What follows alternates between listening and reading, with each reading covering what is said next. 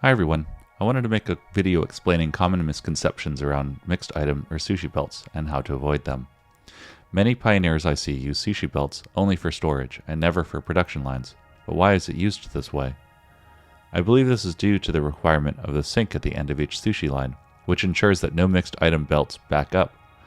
Items may feel wasted if they go to the sink before they have a chance to be used elsewhere. But it doesn't have to be this way. As long as items go to a sink eventually, we can actually do a lot of interesting setups with no risk of clogs. If you use sushi belts for item storage, you can also use sushi belts for production just as easily.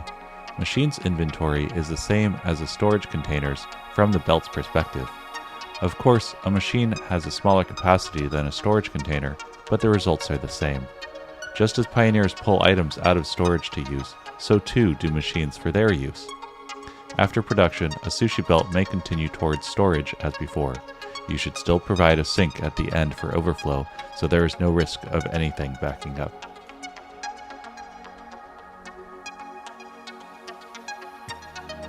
I also see the use of vehicle transport for mixed items only being used to deliver to storage.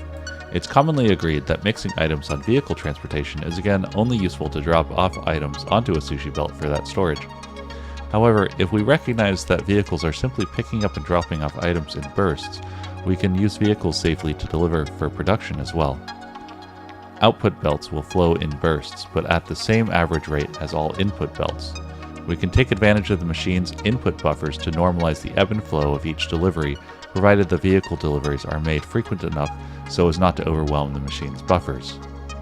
We also don't have to have a sink directly after dropping off. We can overflow excess back onto another vehicle to be used in another location. Two sushi lines are also relatively simple with trucks or trains. This allows for higher capacity sushi lines where neither line has an item in common with the other. On the loading side, feed both belts into the same station. On the unloading side, unload into industrial storage containers using programmable splitters to sort the items. Note that the storage containers are necessary to account for delivery bursts as the items will be flying out of the station at 2 times belt speed. We need to make sure to convert back to a 1 times belt speed. Production machines can then pick specific items off their respective belts with smart splitters.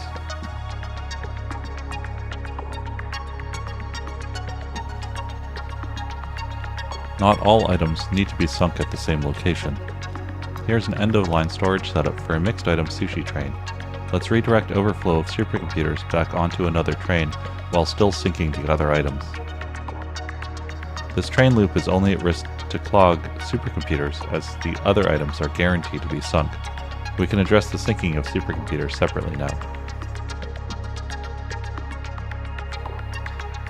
To safely deal with supercomputers in our loop, we can unload and sync the excess supercomputers before loading the new ones from its production site.